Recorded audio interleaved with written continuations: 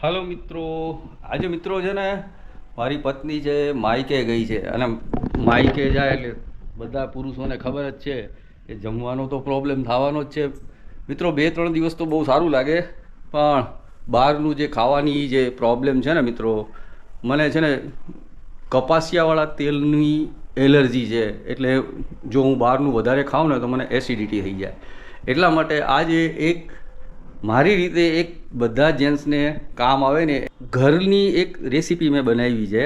હું તમારી સાથે શેર કરું છું મિત્રો. તમને કેવી લાગે છે એ મને જરૂર કોમેન્ટમાં બતાવજો.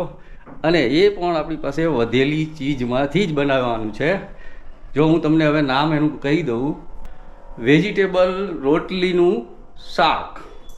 જો હવે એના માટે મેં જે સામગ્રી તૈયાર કરી રાખી છે, જો તમે જોઈ શકો છો, રોટલી છે બરાબર, પછી મરચાં છે, પછી આ છે બટેકાની નાની ચિપ્સ, અને આ ડુંગળી છે ને મિત્રો આ રીતે સુધારવાની, થોડી મોટી મોટી, અને લાસ્ટમાં આપણે નાખશું. અને આ છાશ છે. હવે આ છાશની અંદર આપણે બધા મસાલા એડ કરી દઈશું અને પછી આપણે આ પેનની અંદર વઘાર કરશું. તો ચાલો આપણે આગળની હવે પ્રોસેસ જોઈ લઈએ. જો મિત્રો, હવે છે ને આ રોટલી છે એને આપણે કટકા કરી લેવાના. હાથથી એમ કરશો તો બી ચાલશે. હું મારી પાસે કાતર છે એટલે હું કાતરથી કરીશ. જે આ રીતે થોડા નાના નાના કટકા કરી લેવાના છે.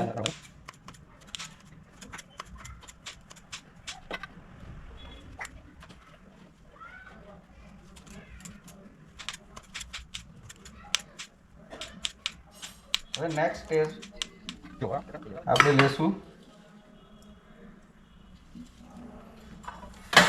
અહીંયા છાશ લીધી છે આપણે.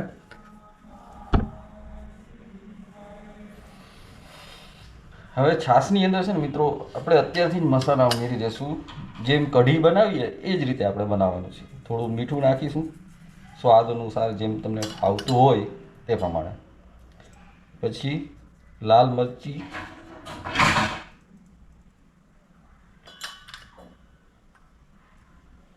પછી હળદર નાખશું. એકચ્યુઅલી આપણે જે કઢીનું કરીએ ને એ જ પ્રમાણે આ બનાવવાનું છે. મિત્રો થોડીક હિંગ નાખી અને થોડું જીરું પાવડર નાખવાનું છે. ઓકે. જો મિત્રો કઢી જેવું બનાવવું હોય ને તો 1 ચમચી છે ને ચણાનો લોટ ઉમેરી દેવાનો, એટલે તો બી મસ્ત થશે. મને આ રીતે ભાવે છે એટલે હું ચણાનો લોટ ઉમેરતો નથી. હા, ને આપણે ચમચીથી હલાવી નાખવાનું છે.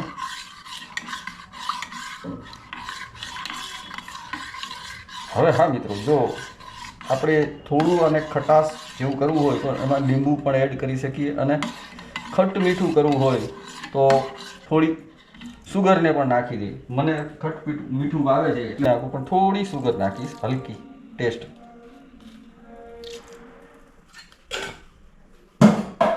મને થોડો સ્વીટ ટેસ્ટ પસંદ છે એટલા માટે. અને થોડું હું તો લીંબુ પણ નાખીશ.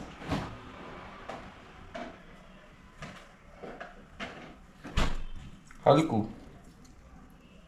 બરાબર. તમારે પસંદ હોય તો નાખવાનું, નહીં તો સ્કીપ કરી નાખવાનું. ઓકે, ચલો હવે આ આપણી સેકન્ડ તૈયાર થઈ ગયું છે. ત્રણેય થઈ ગયું છે આપણી પાસે રેડી. હવે આપણે વઘાર બાજુ મિત્રો પેનને આપણે સ્ટવ ઉપર રાખી દીધી છે.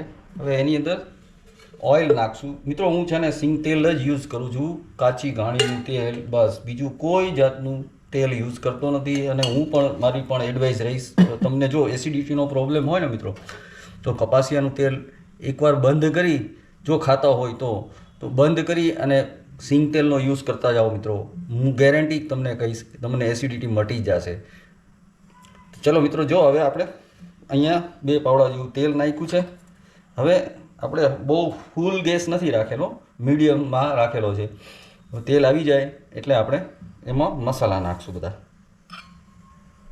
આપણે જેમ કઢીનો વઘાર કરીએ મિત્રો એ જ રીતે આનો વઘાર કરવાનો છે. હવે આપણું તેલ આવી ગયું છે મિત્રો.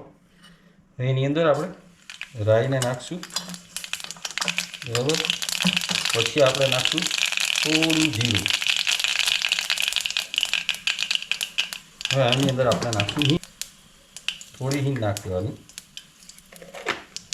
અને એની અંદર મિત્રો આ જે છે ને લાલ મરચું છે, તજ છે, અને આ છે ને મિત્રો દગડ ફૂલ છે. જો દગડ ફૂલ હોય ને તમારે તો બહુ મસ્ત ટેસ્ટ આવશે. એ પણ નાખી દેવા સાથે બટેકાની આપણે જે ચિપ્સ બનાવેલી એ નાખી દેવાની, થોડીક ફ્રાય થઈ જાય.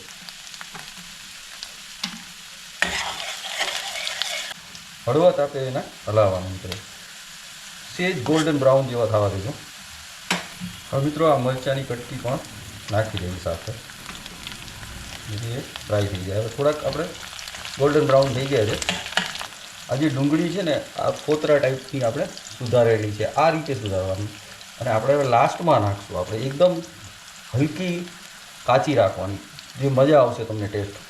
ચલો હવે મને એવું લાગે બધું થઈ ગયું છે, તો આપણે હવે થોડી ડુંગળીને નાખી દઈએ. હા મિત્રો, લસણ હોય તો જરૂર નાખજો, મારી પાસે નહોતું એટલે નથી નાખ્યું. ડુંગળીને થોડી ફ્રાય થવા દઈએ, બહુ વધારે નહીં. છાશનું બનાવેલું ગોળ છે ને હવે આપણે આને આમાં એડ કરી દઈશું.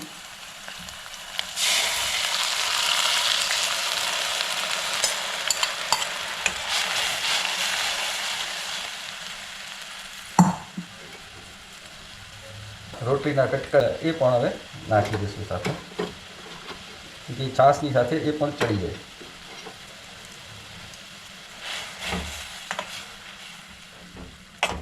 મિત્રો હવે જો રોટલી થોડી પલળી જશે ને એટલે ઓટોમેટિક ચડી જશે. એટલે આપણે 5-10 મિનિટ સુધી ચડવા દઈએ, બસ. પછી આપણે હવે એને સ્ટવને બંધ કરી દઈએ. આપણું થઈ ગયું છે રેડી.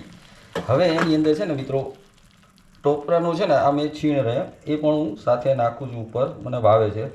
અને કોથમરી મારી પાસે છે નહીં, અને તે કોથમરી પણ આમાં નાખી તો બેસ્ટ લાગે. મિત્રો આપણી રેસીપી તૈયાર થઈ ગઈ છે.